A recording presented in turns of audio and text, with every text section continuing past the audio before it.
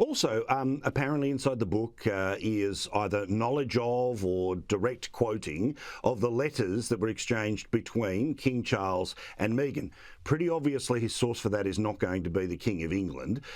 So she's worked with him, she's told a friend who's told him. How are we gleaning out of the early hours of the book about just how much information he knows about that letter?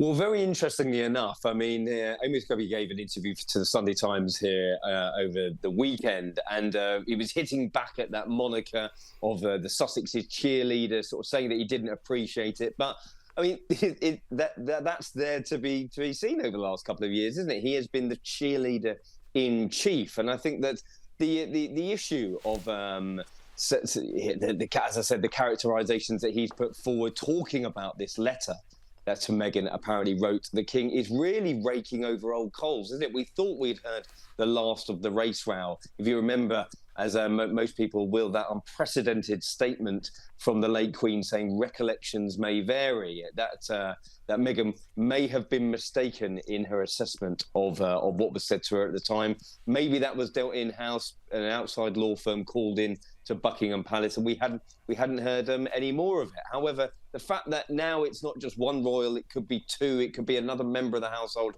it's really sort of muddying the waters here. And I certainly don't think this is going to do Harry and Meghan any favours in terms of their relationship with the royal family, who have, of course, said nothing up to now, and I don't imagine they'll be paying too much attention to it. I mean, it's an interesting thing about, history that you're trying to write as people are still alive or their versions of things, which is that in many ways doesn't seem like there's a lot new in the book, but he's trying to move the ball sort of, a metre further down the field. Does that seem to be the context of the book? Because even in sort of the pre-hype for it, there's not a singular grand revelation that would make the front page of the papers, would it? Well, I thought that as well. I thought the couple of serialisations, there was one in America and there was one in France, they were pretty weak. And it was really just, as I said, going for these generalised characterisations of the main players. What is interesting is this is coming at a time where we are looking at Harry and Meghan trying to sort of repair their reputation, and it's been battered and bruised over the last few months. Their Netflix deal is potentially on the rocks. The Spotify deal was pulled from under them. Disney didn't want to work with Meghan anymore, and certainly she was on a red carpet the other day, pretty much making it up on the spot, saying, we've got loads of interesting things in the pipeline, you just wait and see. Me and my husband are very, very excited about the future. However, what does the future look like? And that's certainly something that we've talked about, that Harry is trying to maybe set those sort of green shoots for a relationship with his father, calling him on his birthday, sending him a video message of the kids. And then if he wants to repair a relationship with his father, then this is going to be all noise in the background and very, very unwelcome indeed. And I don't think the royal family are going to take too kindly of it, because, of course, they've got form for colluding with the author. So, I imagine they're sitting back and thinking, let's wait and see what happens, and the reaction from across the pond from Harry and Meghan. Now, what's happening with King Charles in the lead up to Christmas? There's always a little bit of attention on the royals about where they're going to be, family retreats, all the rest of it. What is he up to at the moment?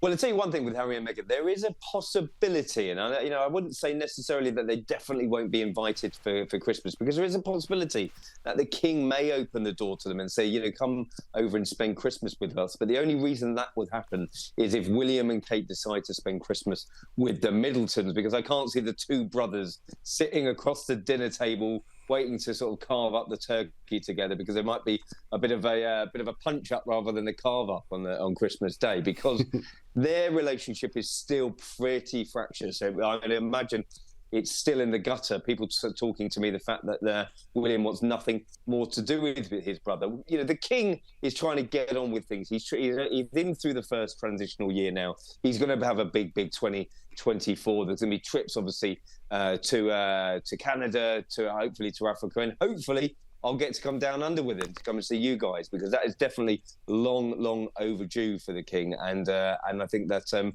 he's obviously got to come and make an effort, hasn't he? Yeah, look, I've talked about it before, and look, I'm not a Republican, but certainly when he was being crowned at his coronation, for Australia just to be referred to as and the realms, for there not to have been even William and Kate as a way of trying to say, okay, if you're not into this king, well, then this is what's down the line. I'm surprised at the lack of urgency to reach out to places like Australia. Is there any reason why that you're hearing from the royal household that it's either too far or they think that we're too far gone in terms of a place that wants to stick with it? No, certainly I don't think that. And, you speak to anyone at the palace, they're very, very keen to try and get the king and queen down there. I know that there was some potentially jostling to see who would go where over the first sort of 12 to 24 months of the king's reign. And this transitional year was very, very important. I think there was a lot of focus put on the UK, put onto the future of what the king's sort of core causes would be. And I suppose they didn't want to really shake the boat. Of course, there is the growing Republican movement, not just at home, but abroad as well. Maybe they didn't want to rock the boat in the first year, but there's definitely a lot of exuberance from the king and the team to come to Australia. I personally would have expected it in that first year. I was very, very surprised when it wasn't on the agenda for the first 12 months. But I think that if it goes on too long, then that sort of Republican movement, the Republican voice grows, and it will become a problem for the royals. I just find it amazing that in all those ceremonies where they read out all of the connections and all the everything and the medal for this and the fact that all of these Commonwealth countries kind of, off to one side, a little shout out every now and then, that's all we ask, the other side of the world. Also, Prince Andrew, he's not planning to do an interview anytime soon, but of course he did that terrible one at the height of things a few years ago, and now some dramatisations, some dramas are going to bring it all back to light.